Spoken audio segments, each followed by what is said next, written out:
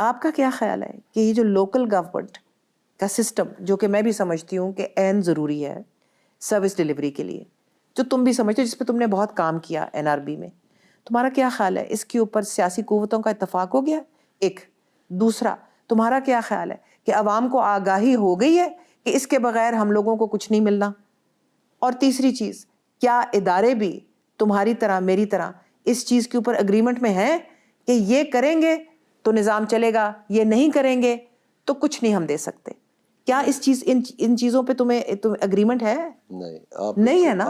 گل ہے وے کہ جدوں تیرا پارٹی دے نال اختلاف ہوندا ہے تے اے گلاں ساریاں باہر نکل آندیاں نے کہ اے غلط ہے، اے غلط ہے، اے غلط ہے، اے نہیں صحیح، اے نہیں صحیح. جدوں پارٹی دے نال ٹھیک ٹھاک ہونا ہے مڑ اے گلاں بھول جانا ہے. اور میرا تیرے نال اے ہے نقطہ کہ پرابلم تیرا ایسی پارٹی دے نال کہ تو چاہندا سیں کہ بھئی میرا آدھا ونگ ہوئے جنوں میں نامینیٹ کراں کیونکہ میں MNA دی سیٹ تے لڑیاں بجا.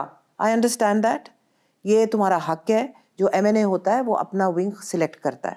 اور اویس قاسم صاحب کو، جن کو تم چاہتے تھے کہ میرا ونگ بنے، وہ پارٹی نے اس کو ونگ لینے سے گریز کیا کیونکہ اویس قاسم کا ایک ریکارڈ ہے جو میری ریسرچ نے مجھے بتایا کہ وہ اپنے پیروں پہ قائم رہنے والے لوگ آدمی نہیں ہیں. وہ کبھی ادھر ہو جاتے ہیں، کبھی ادھر ہو جاتے ہیں. تو پارٹی نے کہا تمہیں کہ نہیں، ہمیں یہ قبول نہیں، تم احسن اقبال کے بیٹے احمد اقبال کو اپنا ونگ بنا لو. بات تمہاری وہاں سے شروع ہوئی، اختلاف تمہارا وہاں سے شروع ہوا. اس چیز کو ایڈمٹ کرنے میں کیا گریز ہے؟ جو اویس قاسم صاحب ہیں ان کو پارٹی نے ٹکٹ اپروو کر دیا تھا. ان کو 21 اکتوبر سے پہلے میں پارٹی پریزیڈنٹ کے پاس لے کے گیا تھا، شہباز شریف صاحب کے پاس. وہاں پر ان کی جو بھی بات چیت تھی ماضی کے حالات کے مطابق، وہ معاملہ سیٹل ہو گیا تھا. بیسکلی اس کی وجہ یہ تھی کیونکہ احسن اقبال صاحب جو ہیں، جو سیکرٹری جنرل ہیں PMLN کے، جی سیکرٹری جنرل ہیں PMLN کے، ان کی سیکرٹری جنرل کا سیاسی قد نہیں ہے ہمارے ضلع میں.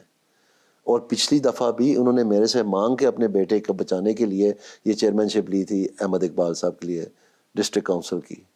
ان نواز شریف صاحب نے مجھے بلا کے کہنا پڑا کہ آپ مہربانی کریں اس کے بیٹے کو بنا دیں. یہ بات اس کا جو ناک رگڑا گیا ہے تاریخ میں اور اپنی جماعت کے سامنے، ساروں کو اس بات کا پتہ ہے، اس میں ان کو تکلیف ہے بہت. اس لیے انہوں نے کہا کہ اب پھر سے مجھے وہ دن دیکھنا پڑے گا، تو بہتر یہ ہے کہ میں ابھی لڑائی ڈال رہوں اور یہ MPA شپ ایک لے لوں دانیال کے نیچے، تاکہ اس کو یہ کنٹرول نہ کر سکے پورے ضلع کو. یہ تھی بیسک لڑائی. پھر تم نے جب کرٹیسزم کیا پارٹی کا وہاں سے شروع ہو کے، تم نے کہا کہ مہنگائی انہوں نے ایسی بربادی لے کے آئے کہ جس کے ساتھ بالکل ساکھ پارٹی کی برباد ہو گئی. اور احسن اقبال کو تم نے اس مہنگائی کے ساتھ جوڑ دیا. PDM کی حکومت کو جو کرنا تھا انہوں نے کیا. یہ ایک لگاتار پرانا ایک سلسلہ چلا آ رہا ہے. IMF کی جو کنڈیشنالٹیز تھیں وہ ان کی بنائی ہوئی نہیں تھیں. ہاں، آئی ایگری ود یو کہ مینج بہت برا ہوا، لیکن اس کا احسن اقبال کے ساتھ کیا تعلق تھا دانیال؟ میری ناراضگی یہ تھی احسن اقبال کے ساتھ کہ نیشنل پرائس مانیٹرنگ کمیٹی کے چیئرپرسن ہوتے ہوئے اس نے کوئی تحقیقات نہیں کروائی تاکہ یہ ثابت کرے کہ عمران خان کی وجہ سے یہ مہنگائی ہوئی ہے. لیکن پبلکلی یہ بات نہیں نہ کرنی چاہیے. میں نے کی تھی. یہ کیوں پبلکلی کیوں کی؟ یہ کیونکہ میں نے سر ٹکرا کے ان کو پرائیویٹلی کہا تھا تو کوئی بات سنتا نہیں تھا. شہباز شریف صاحب کو پتہ ہے، سب کو پتہ ہے. یہ جو شو کاز نوٹس میری جماعت نے دیا اس میں انہوں نے غلطی سے یہ بات لکھ دی کہ آپ نے جو بیان دیا وہ حقائق پہ مبنی نہیں ہے. تو میرے جیسا تو انتظار میں بیٹھا ہوتا ہے کہ مجھے کوئی یہ کہے. جب میں نے شو کاز نوٹس کا جواب دیا، ٹھیک ہے، اس کے بعد پھر اگر میرا شو کاز نوٹس کا جواب ایکسیپٹیبل نہیں تھا اور میں نے حقائق پہ مبنی بات نہیں کی تھی تو مجھے نکال دیتے پارٹی سے. بہت سارے نکالے، مہتاب عباسی کو نکال دیا اور لوگوں کو نکال دیا. لیکن اس کے بعد کیا ہوتا ہے؟ اس کے بعد یہ کمیٹی بناتے ہیں خواجہ سعد رفیقی اور جوید لطیف کی، جس نے احسن اقبال کی اور میری بیٹھ کے بات کروانے کی ایک میٹنگ بلائی. اس کے بعد شہباز شریف صاحب نے 2 میٹنگیں علیحدہ بنائی، 3 گھنٹے چلی وہ. تو میرا جو شو کاز نوٹس کا جواب تھا وہ ایکسیپٹ ہوا، تو یہ سارا کچھ ہوا. پارٹی پاگل ہے کہ جس کو معلوم ہے کہ دانیال عزیز، ولد چودھری انور عزیز وہاں پر ایک مقبول سیاستدان ہے. اس کی بیوی نے 2018 میں کئی ہزار ووٹوں سے PTI کو ہرایا ہوا ہے. 80,000 ووٹوں سے PTI کو ہرایا ہوا ہے. وہ مضبوط لوگ ہیں. ایک منٹ، وہ مضبوط لوگ ہیں. تو وہ پارٹی پاگل ہے کہ تمہیں ٹکٹ نہیں دے گی دوبارہ؟ کیوں نہیں دیا تمہیں ٹکٹ؟ میں بتا تو رہا ہوں آپ کو. Because they are threatened by you. Yes. Come on Daniyal. انہوں نے مجھے کام کرتے ہوئے دیکھا.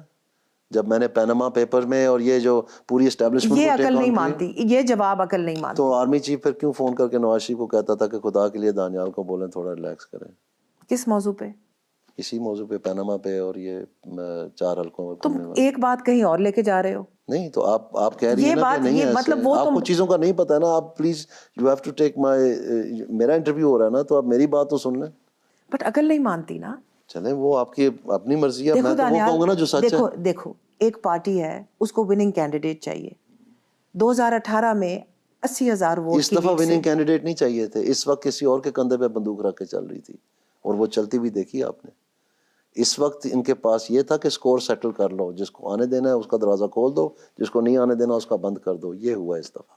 اور میرا اس لیے نہیں ہوا کہ میں کوئی کانا تھا, یا میں کوئی کرپٹ تھا, یا میں پڑھا لکھا نہیں ہوں, یا میں کام نہیں کر سکتا, یا میں ڈس لوئل ہوں, یا میں ڈسپلن میں نہیں ہوں. مسئلہ کچھ اور تھا. اور احسن اقبال کا بیٹا پال اسکیم نہیں تھی, یہ دانیال ہٹاؤ اسکیم تھی. 2020 دانیال تم پہ بہت مشکل سال گزرا.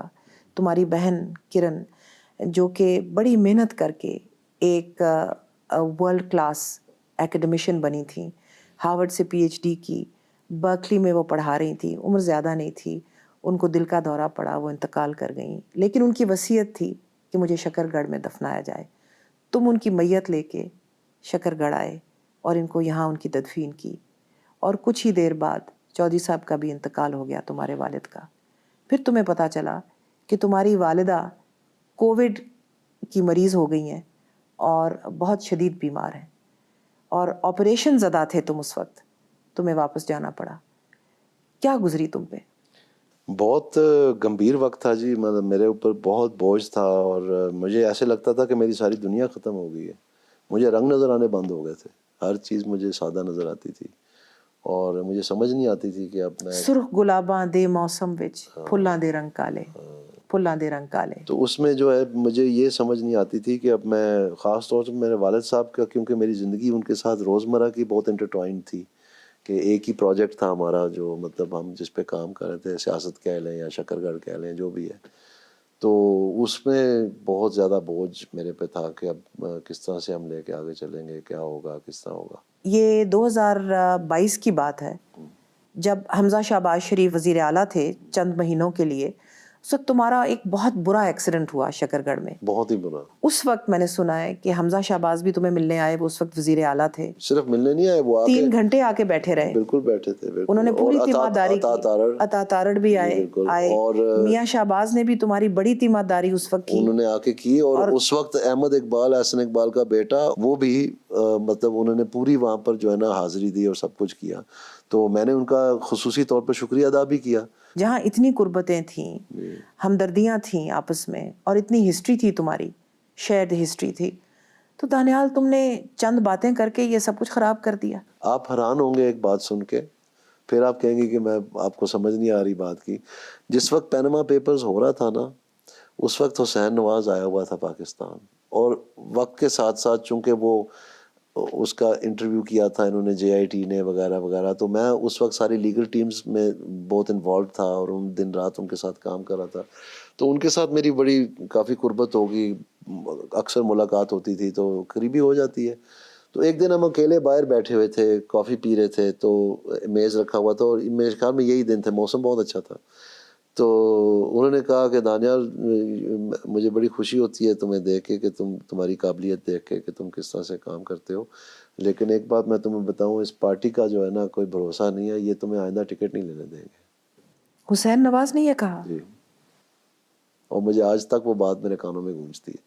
پھر تم نے 2024 کی جو یہ الیکشن آئی, یہ انڈیپینڈنٹ لڑنے کا فیصلہ کر لیا. جی بالکل. مجھے کہا انہوں نے کہ جی آپ کو ایڈجسٹ کر دیں گے یہ وہ. میں نے کہا میں ایڈجسٹ والا نہیں ہوں, وہ کسی اور سے آپ جا کے بات کر لیں, میں دیکھ لوں گا, جو میری قسمت میں ہوگا مجھے مل جائے گا. اچھا, رپورٹس تو ساری یہ تھیں کہ تم وہاں پر کافی ٹھیک ٹھاک جا رہے تھے, لیکن رپورٹس نہیں, رزلٹ. لیکن دیکھو دانیال, سچی بات یہ کرنی چاہیے کہ یہاں پر ایک PTI کی ہوا چلی ہے, اور وہ ہوا بہت سے لوگوں کو اپنے ساتھ لے گئی ہے, اٹھا کے لے گئی. وہاں بھی چلی ہے, تو اس میں, لیکن جیتنے والی نہیں تھی. اس میں کیا تم سمجھتے ہو کہ تم پھر بھی جیت سکتے تھے اس ہوا کے باوجود؟ میں کہہ رہا ہوں میں جیتا ہوں. تمہارے پاس سارے تمہارے فارمز 45 ہیں تقریباً اکٹھے کر رہے ہیں ہم, ان میں بھیانک صورتحال واضح ہو گئی ہے, واضح ہو گیا کہ کیا کیا انہوں نے. تو تم جاؤ گے ٹرائیبیونل پہ؟ بالکل ٹرائیبیونل میں تو میں پہلے بھی گیا ہوں ٹرائیبیونل میں. اس کا فیصلہ تب ہوا جب حکومت کو ختم ہوئے 5 سال ہو گئے تھے, یعنی 10 سال کے بعد وہ فیصلہ ہے. تو اس دفعہ بھی کچھ ایسا ہی لگ رہا ہے نا. چلیں کوئی بات نہیں جی, کوئی فرق نہیں پڑتا. دیکھیں میں آپ کو بتاؤں, میں کہتا ہوں کہ جی آپ یہ تینوں کو بنا دیں, عمران خان کو, بلاول صاحب کو اور نواز شریف صاحب کو پرائم منسٹر, اور آپ پاکستان کا یہ مہنگائی اور بے روزگاری کا حال آپ کا کیا خیال ہے, ہو جائے گا؟ ان کے پاس پلان ہی کوئی نہیں ہے, ریڑیاں خالی ہیں. یہ ریوڑیاں بانٹنے والی سیاست ان کو آتی ہے, ریوڑیاں ختم ہو گئی ہیں.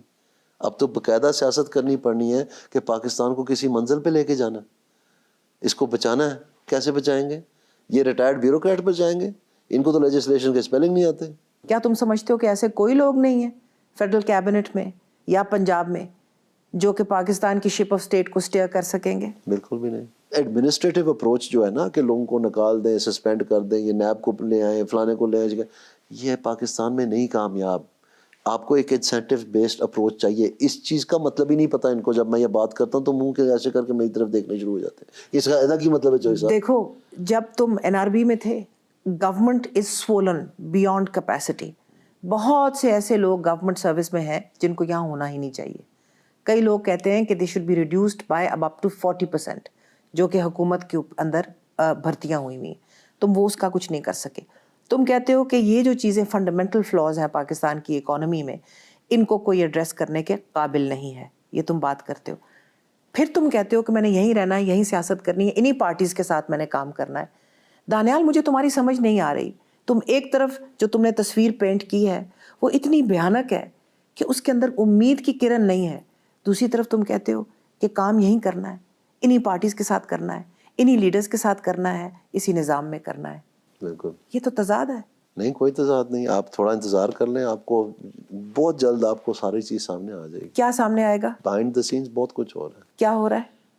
میں ابھی قبل از وقت ہوگا کہ میں ساری باتیں تو تم نے کر لی ہیں, تو یہ بھی کر دو. یہ تو ابھی فیوچر میں ہونی ہے نا, تو ابھی جو وہ تھوڑا قبل از وقت ہے. چلو پیشن گوئی کرو, پیشن گوئی کرو, ہم بھی تمہیں مانیں. بس اس معاملے کو حل کرنے کا کوئی راستہ نکالیں گے جی. اس میں تم ہوگے؟ ظاہری بات ہے.